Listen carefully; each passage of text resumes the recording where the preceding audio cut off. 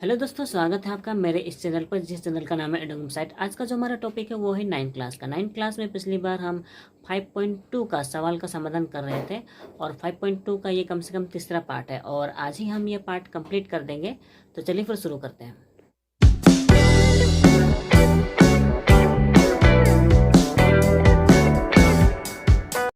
Ninth class का ये जो 5.2 है, इसका हमने पिछली बार 1, 2 और 3 का पूरा कर ही दिया था। ठीक है, वैसे 3 नंबर का जो समाधान था ये हमने किया नहीं था। ये हमने बताया था कि जैसा 2 नंबर है, जैसा हमने 2 नंबर किया है वैसा ही हमें 3 नंबर में करते जाना है। ठीक है, और हाँ, ये अनुपात वाला है और अनुपात वाला ये 2 नंबर में हमने किया था आराम से, वही आपको सेम टू सेम करना है। तो इसलिए हमने 3 नंबर नहीं किया था और कहा था कि आप इसे आसानी से कर सकते हैं। तो आपने किया होगा, और अगर नहीं किया होगा तो मेरा 9th क्लास का पिछला वाला पार्ट आप देख सकते हैं। ठीक है, मतलब 5.2 का इसके पहले का जो पार्ट होगा आप उसे देख सकते हैं। ठीक है, नहीं तो यहाँ पर मैं आई बटन पे दे दूँगा या फिर डिस्क्रिप्शन में उसका लिंक ज़रूर दे दूँगा। ठीक है, आप उसे देख सकते हैं। तो मैं सीधे सीधे 4 नंबर पे आगे बढ़ता हूँ।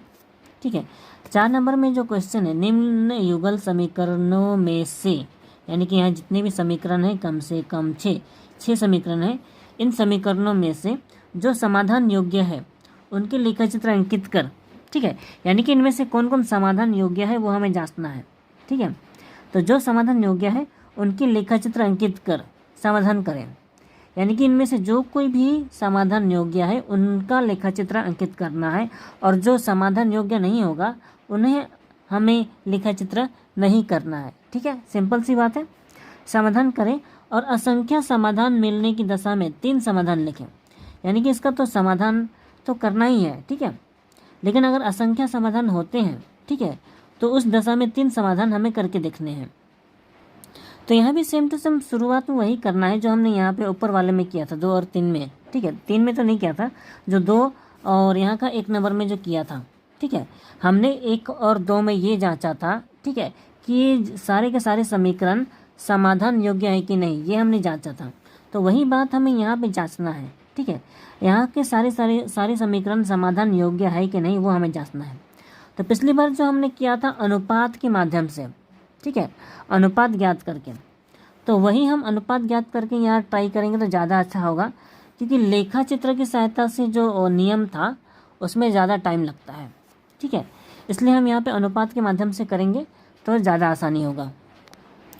इसे करने के लिए यहाँ 4 का जो ए नंबर क्वेश्चन है हमने उतार लिया है। इसे हम समीकरण 1 तो लिख ही सकते हैं। ठीक है, समीकरण 1, और इसे भी समीकरण 2 लिख सकते हैं। ठीक है, अब पहले तो ये जांचना है कि ये समाधान योग्य है कि नहीं। ये जांचने के लिए हमें इनका अनुपात निकालना पड़ेगा। ठीक है, तो सबसे पहले इसका अनुपात निकाल के देखते हैं। मतलब इसका जो स्थिरांक होता है, इसका जो गुणांक होता है उसका अनुपात चाहिए हमें। ठीक है, सबसे पहले 4/8 इसका, ठीक है, फिर इसका 3/3 और फिर इसका 20/40। ठीक है, 20/40। तो सबसे पहले इसका और इसका देखते हैं। इसको हम देख रहे हैं 4 एकम 4, 4 8, 3 एकम 3। ठीक है, आप देख रहे हैं कि ये दोनों, ये पहला और दूसरा ही बराबर नहीं है। ठीक है, पहला और दूसरा ही बराबर नहीं है, तो ये कैसे हो सकता है? 20 एकम 20, 20×40। यहाँ पर हम देख सकते हैं कि यहाँ पे 1/2 बच्चा है, यहाँ पर 1 बच्चा है ये वाला, और यहाँ पर 1/2 बच्चा है। ठीक है, तो देख रहे हैं कि तीनों का तीनों अनुपात समान नहीं है। समान, हालांकि ये और ये समान है, लेकिन कम से कम ये ए वाला पार्ट और ये बी वाला पार्ट है ना, क्योंकि ये हमारा ए का गुणांक होता है ए, और ये बी का पार्ट होता है और ये सी का पार्ट होता है। तो हमारा ए और बी का पार्ट कम से कम बराबर होना चाहिए, जो कि बराबर नहीं है। और जब ये दोनों ही बराबर नहीं है तो ऐसे में बराबर, ये और ये बराबर ना होने पर ये समाधान योग्य होता है। ठीक है, यानी कि हम कह सकते हैं कि ये समीकरण दिया गया, ये जो समीकरण 1 और समीकरण 2 दोनों का जो समाधान होगा वो समाधान योग्य है। अब क्योंकि ये तय हो चुका है कि ये जो जोड़ी है, ठीक है, इन दोनों समीकरण का जोड़ी, इन जोड़ी को ही क्वेश्चन में युगल कहा गया है। ठीक है, यानी कि इन दोनों युगल समीकरण, ये दोनों युगल समीकरण समाधान योग्य है, यानी कि लिख सकते हैं इसीलिए दिया गया युगल समीकरण समाधान योग्य है। समाधान योग्य है। और क्यों? देखिए, क्योंकि ये पहला ए और बी का मान बराबर नहीं है, तो पहला ए और बी वाला पार्ट अगर बराबर ना हो तो इनका एक ही हल होता है। तो योग्य है और इनका एक ही हल है, या फिर इनका एक ही समाधान है, ऐसा लिख सकते हैं। ठीक है, इनका एक ही हल है। ठीक है, ये हो गया। अब इनको समाधान करके देखना है, लेकिन क्वेश्चन में कहा गया है कि इनका लेखा चित्र खींचना है। इसलिए सबसे पहले समीकरण 1 से हम 3 बिंदु निकालेंगे। ठीक है, समीकरण 1 से पाते हैं, ये रहा समीकरण 1 से पाते हैं, समीकरण लिखा हमने। इसमें से हमें x का मान निकालना है। 20 उधर ही रहेगा, 3y उधर जाएगा तो -3y हो जाएगा। ठीक है, और ये जो 4 है क्योंकि इनटू में था तो वो नीचे चला जाएगा, है ना। तो अब हम इसमें से हम 3 बिंदु निकाल सकते हैं। 3 बिंदु ना, x बराबर 20 - 3y बट्टा 4 और नीचे y। ठीक है, अब y का मान लगाना है, जिससे कि यहाँ पे 20 का, अगर हम y का मान 0 लगाते हैं तो 3 शून्य शून्य हो जाएगा, है ना। तो कुछ बचेगा नहीं, होने से कुल 20 बचेगा। 20 तो 4 से भाग चला जाएगा, तो इसलिए 4 × 20 वो हो जाएगा। ठीक है, अब अगर y का मान 2 लगाते हैं, मान लो 2 लगाया, ठीक है, तो y का मान 2 यानी कि 3 दूना 6 हो जाएगा, 3 दूना 6 हो जाएगा। तो 20 से 6 घटाने पर 14 आता है। 14 4 से डिवाइड नहीं होता है, हाँ डिवाइड नहीं होता है, इसलिए हम 2 नहीं लगा सकते। अगर हम 3 लगाएंगे 3 से भी नहीं होगा, हम 4 लगाएं तो शायद हो सकता है। ठीक है, 4 से 12 होगा और -12 होगा, तो 20 से 12 घटाने से 8 होता है, यानी कि ऊपर 8 बचेगा, नीचे 4, है ना। उसी 8 को अगर 4 से डिवाइड करते हैं तो 8 4 दूना 8 होता है, यानी कि 4 दूना 8 होता है, यानी कि जो x का मान बचेगा वो 2 हो जाएगा। ठीक है, अब अगर y का मान कुछ और लगा के देखें, जैसे कि अब इसके आगे अगर हम यहाँ पे -4 लगाते हैं, y का मान मान लीजिए -4 लगाते हैं। ठीक है, -4 तो माइनस प्लस हो जाएगा, और ये 4 और 3 4 12, 12 और 20 को जोड़ेंगे तो 32 होता है। 32 ऊपर 32 और नीचे 4, 4 तो 4 से 32 तो भाग चला जाएगा, और 32 4 से 8 बार में भाग चला जाता है, यानी कि 4 8 32, यानी कि यहाँ पे x का मान 8 हो जाता है। ठीक है, तो 3 बिंदु निकल चुका है, इसलिए हम यहाँ पे लिख सकते हैं, इसलिए x, y पहले समीकरण से, है ना, 5, 0, दूसरा है 2, 4 और तीसरा है 8, -4। ठीक है, 3 बिंदु मिल चुका है। अब हमें इसका लेखा चित्र खींचना है, लेकिन इसके पहले दूसरे समीकरण का भी बना लेते हैं। ठीक है, समीकरण 2 से, तो समीकरण 2 से पाते हैं, ये हमने समीकरण 2 को उतारा। यहाँ पता है हमें क्या करना है, 40 तो उधर पहले से ही था, 3y बराबर के उधर गया तो -3y हो गया, 8 इंटू से अलग हुआ तो नीचे आया। ठीक है, इतना तो पता ही है। तो अब हम यहाँ से हम 3 बिंदु निकाल सकते हैं। ज़्यादा हुआ नहीं हुआ, यहाँ पे x बराबर 40 - 3y बट्टा 8 है, और यहाँ पे y का मान निकालना है। ठीक है, तो y का मान क्या लगाएं, जिससे कि 8 से वो डिवाइड हो सके। ठीक है, पूरा का पूरा, तो 8 और 40 भाग जाता है ना, इसलिए y का मान अगर हम 0 लगाते हैं तो 3 शून्य शून्य हो गया, और 40 से 8 भाग गया तो 8 पे 40 होगा, यानी कि 5 बार में 8 पे 40 हो गया। उसके बाद और कितना से भाग जा सकता है, इसके बाद यहाँ पे y का मान हम 1 2 3 4 5 तक लगाएं तो वो पूरी तरह से भाग जाता ही नहीं है। 6 भी लगा कर देखा मैंने, वो पूरी तरह से भाग नहीं जाता है। 7 भी लगा कर नहीं हुआ, तो एक ही बार यहाँ पे 8 लगाएंगे। ठीक है, y का मान अगर हम 8 लगाते हैं तो y का मान लगाए 8, तो माइनस प्लस माइनस ही होगा। ठीक है, 8 से 24 हो जाएगा, तो 40 से 24 घटाने से 40 से 24 घटाने से कितना होता है, तो 40 से अगर हम 24 घटाते हैं तो वो बचता है 16, यानी कि ऊपर 16 नीचे 8, नीचे 8, तो उसी 16 को 8 से भाग करने से 2 होता है, यानी कि 8 9 16 यानी कि y का मान यहाँ पे 2 हो जाता है, ठीक है। वहीं पे अगर हम y का मान -8 लगा कर देखते हैं, ठीक है, -8, तो माइनस माइनस प्लस हो जाता है, प्लस और 8 24 होगा, तो यानी कि 24 प्लस 24 होता है, तो प्लस 24 और 40 को जोड़ते हैं तो वो 64 हो जाता है। तो 64 को अगर हम 8 से डिवाइड करेंगे तो 8 ही आता है, 8 8 64 होता है, यानी कि +8। तो यहाँ भी इसके 3 बिंदु मतलब मिल चुके हैं, ठीक है। सबसे पहला बिंदु है 5,0, दूसरा बिंदु है 2,8 और तीसरा बिंदु है 8, -8, ठीक है। ये 3 बिंदु मिल चुका है। तो पहले समीकरण का 3 बिंदु ये है, ठीक है, दूसरे समीकरण का 3 बिंदु ये है। तो इन दोनों समीकरण का जो तीन बिंदु मिला है, हमें इनका लेखा चित्र खींचना होगा। तो ये हमने ग्राफ पेपर ले लिया है और इसमें से ये हमारा मूल बिंदु है, ये हमारा x का अक्ष है और ये हमारा y का अक्ष है, ठीक है। तो इसी में से हमें सबसे पहले समीकरण का पहला बिंदु लेना है, ठीक है। अगर हम पहले समीकरण की बात करें तो पहले समीकरण में यहाँ 5,0 है, 5,0, यानी कि जो पहला x है, x का मान 5 है और y का मान 0 है, यानी कि y का मान कोई बढ़ा नहीं है, केवल x का मान 5 है और पॉजिटिव में है ना। तो x का मान 5 है, यानी कि यहाँ से यहाँ, क्योंकि 0 से लेकर यहाँ तक 5 इकाई होती है, इसलिए यहाँ से यहाँ ये 5, ये रहा 5, ठीक है। लेकिन y का मान 0 है, तो इसलिए ना तो ऊपर जाएगा ना नीचे आएगा, ठीक है, इसलिए ये हमारा मूल बिंदु होगा 5,0, ठीक है। स्थानांक बाद में लिखते हैं। दूसरा बिंदु है 2,4, ठीक है, 2,4, दोनों पॉजिटिव में है। देखिए x का मान 2 है और y का मान 4 है। x का मान 2 है, यानी कि यहाँ से 1 2, x का मान 2 हो गया, लेकिन y का मान 4 है, पॉजिटिव में है, यानी कि ऊपर जाएगा, 1 2 3 4, ये रहा यहाँ पर, ये है 2,4, ठीक है। तो इसका स्थानांक लिख देते हैं 2,4, ठीक है, और इसका स्थानांक जो था ये 5,0 था, ठीक है, लिख दिया हमने। अब अगला स्थानांक जो है वो है 8, -4। देखिए ये पॉजिटिव में है और ये नेगेटिव में है, तो सबसे पहले 8 पॉजिटिव में, यानी कि यहाँ से यहाँ तो 5 था, 5 से 6 7 8, ये रहा, ठीक है। और y का मान -8 है, माइनस होने के कारण वो नीचे आएगा, ठीक है, नीचे आएगा, तो यहाँ से लेकर यहाँ तक 5 होगा, ठीक है, 5 6 7 8, कुछ मिस्टेक है शायद,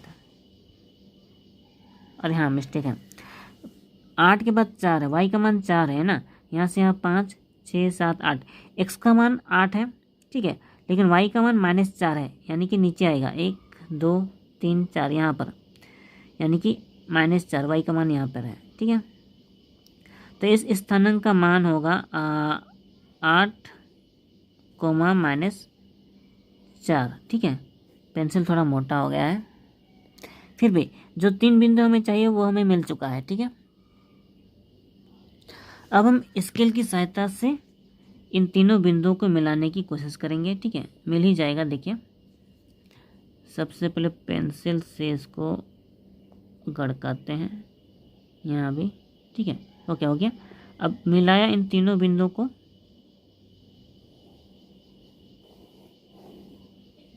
ठीक है, मिलाने पर हमें एक रेखा मिली है, यह है हमारा पहला लेखा चित्र, ठीक है। अब दूसरे समीकरण का लेखा चित्र करते हैं। देखिए दूसरे समीकरण में भी वही सब है, दूसरे समीकरण में ये थोड़ा अलग है, ठीक है, ये 5,0 है, ठीक है, दूसरे समीकरण का है ये दूसरे समीकरण। तो 5,0 पहले से ही दिया है, तो इसको लिखने की ज़रूरत नहीं है। और अगला, इसका अगला जो स्थानांक है 2,8 है, ठीक है, 2,8 अगला बिंदु, तो 2,8 है। तो सबसे पहले यहाँ से यहाँ 1 2, ठीक है, x का मान 2 है, लेकिन y का मान 8 है, 8 है, तो वो ऊपर की ओर होगा, क्योंकि पॉजिटिव था इसलिए ऊपर की ओर होगा। यहाँ से यहाँ 5 6 7 8, ठीक है, यहाँ तक, कहाँ तक, हाँ यहाँ तक, तो 2,8 हमारा ये होगा, ठीक है। इसका स्थानांक लिख लेते हैं 2,8, ठीक है, दिख रहा है क्या? 2,8। इसके बाद अगला स्थानांक जो है वो है 8, -8। देखिए दोनों 8 है, लेकिन ये x का मान पॉजिटिव में है और y का मान नेगेटिव में है, ठीक है। 8 कोमा -8, तो x का मान 8, यहाँ से यहाँ 5 6 7 8, ठीक है। लेकिन y का मान भी 8 है, लेकिन नेगेटिव यानी नीचे जाएगा, यहाँ से है ना, यहाँ से 5 6 7 8, यहाँ पर 8,8 यहाँ पर, ठीक है। तो इस स्थान का नाम लिख लेते हैं 8, -8, ठीक है, हो गया। तो ये बिंदु और ये वाला बिंदु और ये वाला बिंदु, दूसरे समीकरण का ये 5,0 था ना, तो ये और ये तीनों बिंदु को हम मिलाएंगे। तो स्केल की सहायता से मिलाकर देखें, पहले पेंसिल रखते हैं यहाँ पे तो ज़्यादा अच्छा होगा। ओके, हो गया। उसके बाद इधर मिलाते हैं, मिला, हाँ मिल गया। ओके, ये थोड़ा खिसक गया है। ओके, ध्यान रखें इधर उधर खिसक जाता है, ठीक है। ओके, हो गया। अब मिलाते हैं। ओके, मिला दिया। तो मिलाने पर हम देख रहे हैं कि ये दोनों लेखा चित्र जो है एक दूसरे को इस 5,0 बिंदु पर काट रहे हैं, यानी कि इसका एक ही समाधान होगा, एक ही हल होगा, वो है 5,0, ठीक है। इसीलिए हम यहाँ पे आंसर लिख सकते हैं, आंसर बराबर 5,0, ठीक है। बाकी बी नंबर जो है लेखा चित्र आप खुद ही निकाल लीजिएगा, ठीक है। लेकिन इसका मैं ये समाधान योग्य है कि नहीं उतना ही ट्राई करूँगा, बाकी आप खुद ही ट्राई कर लीजिए, लेखा चित्र आप खुद से ही कर लीजिएगा, ठीक है। ओके, ये हमने क्वेश्चन तो उतार लिया, उतारने की ज़रूरत नहीं थी, क्योंकि हमें केवल जांचना है कि ये समाधान योग्य है कि नहीं, ठीक है। ये 4/12 होगा पहले का, तो दूसरे का 3/9 होगा, तीसरे का 20/20 होगा, ठीक है। अगर हम इसको काटने 4 × 12, ये 3 × 9, ये 20 × 20, ये ऊपर भी कटेगा 20 × 20, ठीक है। तो इसमें हम देख रहे हैं कि इसका जो अंतर है 1/3 बराबर 1/3, ये दोनों बराबर हैं, लेकिन ये वाला बराबर नहीं है, ठीक है। तो ये ए वाला पार्ट था और ये बी वाला पार्ट था, है ना। अगर ए वाला पार्ट और ए और बी वाला पार्ट बराबर हो और सी वाला पार्ट बराबर ना हो, सी वाला पार्ट अगर बराबर ही ना हो ए और बी के मुकाबले, तो ऐसे में ये समाधान योग्य नहीं होता है, ठीक है। यानी कि ये जो युगल समीकरण है ये समाधान योग्य नहीं है, तो यहाँ आंसर लिख सकते हैं समाधान योग्य नहीं है। अब क्योंकि ये समाधान योग्य नहीं है, ये साबित हो चुका है, तो इसको लेखा चित्र खींचने की ज़रूरत नहीं है, ठीक है।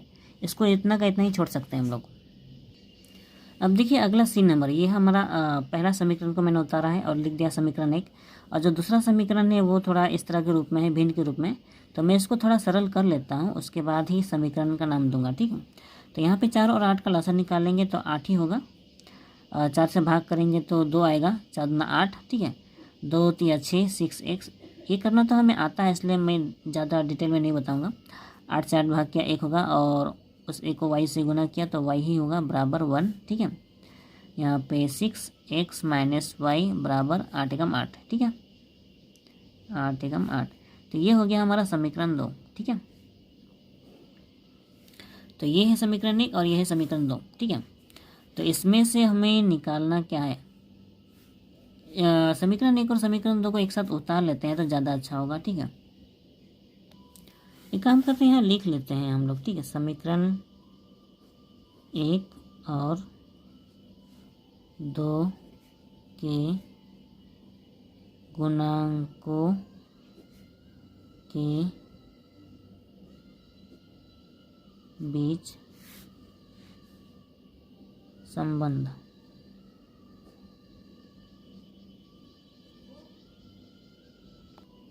गुणांकों के अनुपात के बीच लिखना चाहिए, गुणांकों के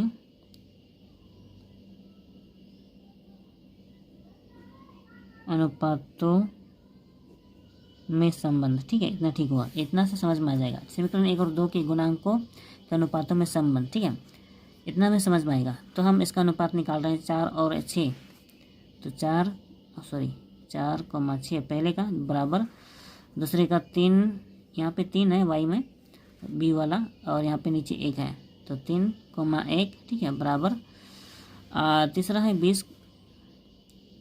20 और 8, ठीक है।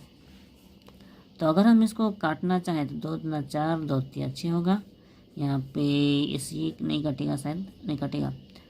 4 पचे 20, सॉरी 4 पचे 20, 4 दूना 8, ठीक है।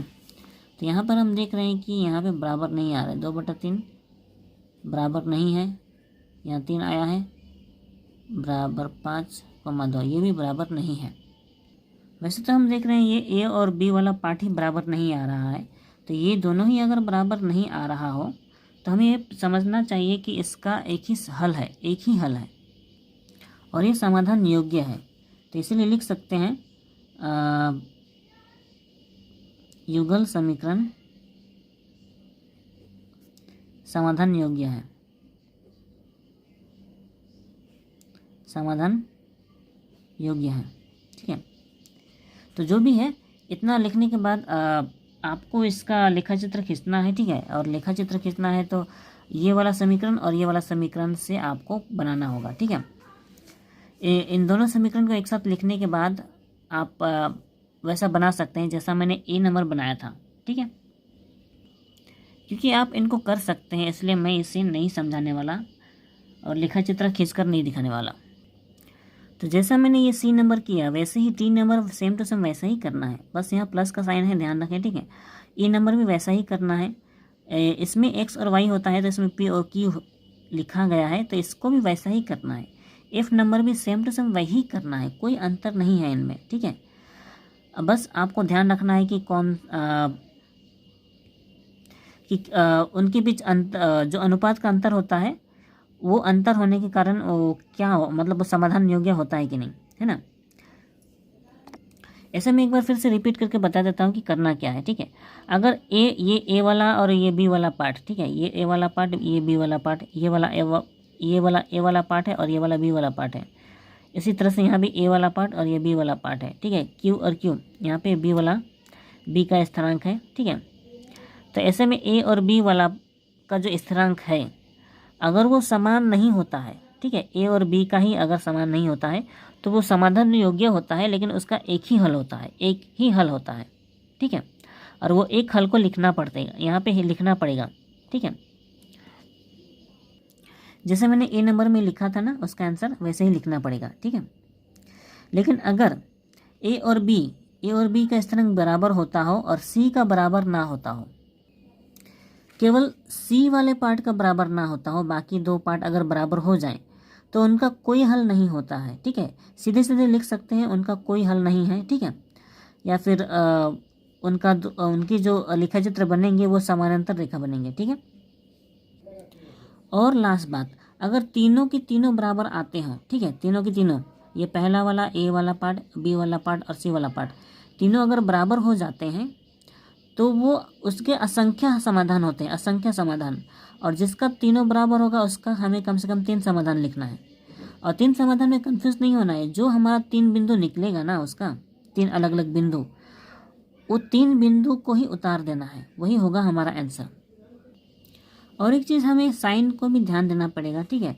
यहाँ पे माइनस में है, ये हमने साइन दिया है, ध्यान दिया था क्या, यहाँ पे माइनस में, ये माइनस में है, यानी कि यहाँ पे जो एक का मान है वो -1 है, यानी कि यहाँ पे मुझे माइनस लगाना था, ठीक है। यहाँ पे तो माइनस से और ये प्लस से कटेगा तो ये -3 हो जाएगा, ठीक है। इस ऐसे साइन पे आपको ध्यान देने की ज़रूरत है, ठीक है। ये अगला जो 5 नंबर है इसमें कंफ्यूज होने की ज़रूरत नहीं है, ठीक है। इसमें कोई मैथ करना ही नहीं है। इसमें लिखा गया है कि तथागत ने, मतलब कोई नाम दिया गया है, तथागत ने एक 2 चल राशि युक्त एक घातीय समीकरण, मतलब एक समीकरण बनाया, वो 2 चल राशि युक्त है ना। जैसे यहाँ पे 2 चल राशि युक्त है, उस 2 चल राशि युक्त एक घातीय समीकरण, यानी कि एक घात वाला, जैसे यहाँ पे एक घात है ना, यहाँ सब में एक ही घात है ना, सब में एक ही घात है, एक घातीय समीकरण ये इससे लिखा है, ठीक है। ये देखिए 2 चल राशि युक्त है और दोनों में एक घात है, तो उसको लिखा। तो हम भी एक 2 चल राशि युक्त एक घातीय समीकरण लिखें, यानी कि हमें खुद से लिखना है उसी तरह का, ताकि दोनों समीकरण के लेखाचित्र, यानी कि जो दोनों समीकरण के जो लेखाचित्र होंगे है ना, लेखा चित्र जो होंगे वो इन तीनों में से कोई एक होना चाहिए। ठीक है, तो इनमें से आपको खुद भी चूज करना है कि क्या करना है। अगर आप परस्पर समानांतर करना चाहते हो तो परस्पर समानांतर तभी होगा जब जो हम एक्स्ट्रा जो समीकरण लेंगे ना, एक घातीय समीकरण, वो इसी के बराबर होना चाहिए। ठीक है, इसी के बराबर होना चाहिए, या फिर इनका इसके बराबर का अनुपात, जो भी हम समीकरण लेंगे वो इसके साथ अनुपात में जो भी होगा तीनों के तीनों बराबर का मान बन जाए। ठीक है, शायद मैं इसको विस्तार से समझा दूं तो हो सकता है। ठीक है, अब दिया गया है क्वेश्चन में x प्लस वाई, ठीक है, बराबर 5। ठीक है, इसी तरह से अगर हम एक समीकरण लेते हैं, मान लीजिए x प्लस 5 भी लेते हैं, सॉरी x प्लस वाई, तो यहाँ पे ऐसा कुछ होना चाहिए जो तीनों में बराबर ला सके। अगर हम इसी को लेते हैं x प्लस 5 तो भी वही मान होगा। ठीक है, तो वो एक तरह से परस्पर समपाती होगा क्योंकि वो एक ही रेखा में आएगा। ठीक है, अगर हम कुछ और लेते हैं, जैसे कि मान लीजिए यहाँ पे 2 लेते हैं और यहाँ पे भी 2 लेते हैं और यहाँ पे मान लीजिए 10 लेते हैं। ठीक है, 10, तब भी अनुपात तीनों का बराबर होगा क्योंकि यहाँ देखिए 1/2 होगा, यहाँ भी 1/2 होगा, इसको भी 5 और 10 को जब काटेंगे 1/2 ही होगा, तो ये तीनों के तीनों बराबर हो रहे हैं, तो ऐसे में ये समपाती होते हैं। ठीक है, वो एक ही रेखा में होगा। ठीक है, इसके अलावा अगर मैं कुछ और लेता हूँ, मान लीजिए अगर मैं ये 3x प्लस 3y, ठीक है, लिया तो ये 1/3 ये 1/3 बनेगा, लेकिन यहाँ पे मान लीजिए कुछ और लेते हैं, यहाँ पे मान लीजिए 0 लेता हूँ। ठीक है, तो ये एक अलग हो जाता है, इसका अनुपात 0 हो जाता है, तो सिर्फ ये c वाला पार्ट ही बराबर नहीं हुआ है। अब क्योंकि ये c वाला पार्ट बराबर नहीं हुआ है तो ऐसे में इनका कोई समाधान नहीं होता है, यानी कि वो परस्पर समानांतर होते हैं, यानी कि वो a नंबर हो सकता है। तो आप इन तीनों में से कोई भी ऑप्शन चुन कर तो उसी के हिसाब से कोई एक समीकरण बना सकते हैं। ठीक है, तो इन दोनों में जो मैंने 2 यहाँ पे उदाहरण दिया वो आप उन्हीं में से लिख सकते हैं। ठीक है, अगर आप ये वाला लिखते हैं, ठीक है, तो आपका ऑप्शन यहाँ पे ये वाला होना चाहिए, परस्पर समपाती। ठीक है, और अगर आप ये वाला चुनते हैं तो ये वाला होना चाहिए, परस्पर समानांतर। ठीक है, और अगर आप ये वाला चुनना चाहेंगे तो इनमें से किसी एक में नंबर में हेरफेर करना पड़ेगा। यहाँ मान लीजिए 4 लिख सकते हैं, यहाँ पे 3 लिख सकते हैं। ठीक है, तो किसी एक में अंतर करना पड़ेगा, जैसे कि ये ए वाला और बी वाला पार्ट में अंतर हो जाए। ठीक है, तो यहाँ मैंने सारा का सारा समाधान तो नहीं किया, लेकिन मुझे पता है आप अगर आप मेरी वीडियो को समझ कर करते हैं तो सारा का सारा समाधान कर सकते हैं। ठीक है, तो इसमें हम और आगे नहीं करेंगे। तो आज के लिए बस इतना ही। वीडियो अच्छी लगी हो तो लाइक करें, शेयर करें और सब्सक्राइब करना बिल्कुल भी ना भूलें। तो मिलते हैं अगली वीडियो में, तब तक अपना ख्याल रखें, खुद सीखें और दूसरों को भी सिखाएं।